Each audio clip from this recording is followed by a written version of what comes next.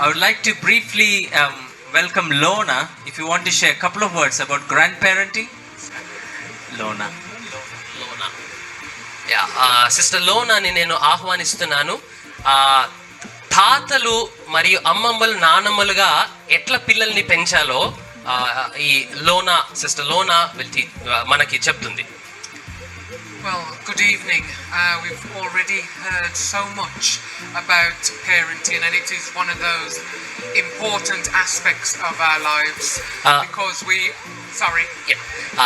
మన జీవితంలో తల్లిదండ్రులుగా పిల్లల్ని పెంచడం అనేది ఒక చాలా ప్రాముఖ్యమైనటువంటి విషయం అని మనం ఇంతసేపటి వరకు వింటూ ఉన్నాము. అది సత్యం, చాలా ప్రాముఖ్యం. The children that we have today are the men and women of tomorrow. They're the next generation. మనకున్నటువంటి ఈనాటి చిన్న పిల్లలే వచ్చే తరముగా మార్చబడతారు. Now with grandparenting, it's a totally different feel to the relationship. తాతలు అమ్మమ్మలు నానమ్మలుగా పిల్లల్ని పెంచడం అనేది ఒక చాలా ఒక భిన్నమైనటువంటి కోణంలో చూడవలసినటువంటి విషయం. I tend to be a bit more lenient with my grandchildren than I was with my own children. నా సొంత పిల్లల కంటే నా యొక్క మనువళ్ళతోని లేదా మనవరాళ్ళతోని నేను కొంచెం ఈజీగా లేకపోతే వాళ్ళకి కావలసినట్టుగా ఉండడానికి ప్రయత్నం చేస్తాను.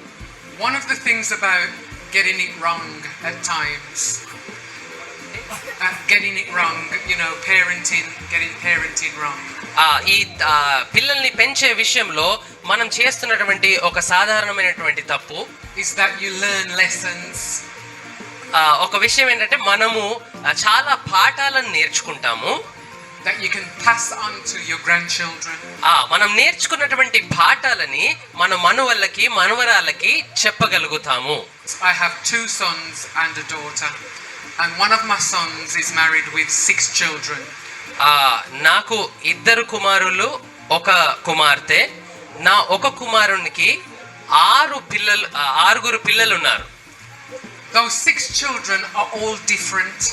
6 పిల్లలు కూడా వేరు మనుషులే. It does take time to find out what they're like. 6 కూడా ఏదేది ఇష్టపడతారో తెలుసుకోవడం చాలా సమయం పడుతుంది. So one of the things that I do with my grandchildren that I didn't do with my children. నా పిల్లలతో చేయనిది నా మనవళ్ళు మనవరాళ్ళతో నేను చేసినటువంటి విషయం ఒకటి చెప్తాను. Was to take notice of what it is that they like. వారికి ఏమి ఇష్టమో అది నేను నోట్ చేసుకుంటూ ఉన్నాను. So I would take them to the park. వారిని గార్డెన్ కి పార్క్ కి తీసుకొని వెళ్తాను. I would take them on journeys, like the buses. I'd take them on the buses. వారిని బయటికి తీసుకొని అట్లా ప్రయాణం చేయడానికి తీసుకొని వెళ్తాను. And I'd spend time with them in the house painting. ఇంట్లో కూడా వారితో మంచిగా సమయాన్ని కేటాయిస్తాను. పెయింటింగ్ వేస్తూ డ్రాయింగ్ వేపిస్తూ నేను సమయాన్ని కేటాయిస్తాను. I find out that some like reading. కొంతమంది చదవడానికి ఇష్టపడతారని నేను గ్రహించాను. Some are creative with their hands. కొంతమంది వారి చేతులలో చాలా ఏమంటారు టాలెంట్ ఉందని నేను చూశాను. And being a Christian, you can pray into their development. క్రైస్తవులుగా మనము వాటి కొరకు ప్రార్థన వారు దాంట్లో అభివృద్ధి చెందాలని ప్రార్థన చేయగలుగుతాము. But you have to, as grandparents, you have to remember they're not your children.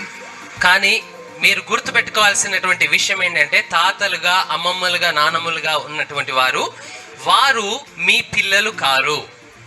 So when they come to me, their mother, my daughter-in-law, ఎప్పుడైతే నా మనవళ్ళు నా దగ్గరకు వస్తారో వాళ్ళ అమ్మ ఇట్లా అంటది, tells me that they're not to have any sweets. వారికి ఏ స్వీట్ ఇవ్వద్దు అని నా కోడలు అంటుంది. And I thought to myself, they're not to have any sweets. అరే వారికి ఏ స్వీట్ ఇవ్వద్దా అని నేను అనుకునేవాడిని. Then I realized that they were being disciplined and they can't have any sweets until after July. కాబట్టి నాకు తర్వాత అర్థమైన విషయం ఏంటంటే వారికి ఆ స్వీట్స్ ఇప్పుడే ఇవ్వద్దు, ఎందుకంటే వారు క్రమమును నేర్చుకుంటున్నారు.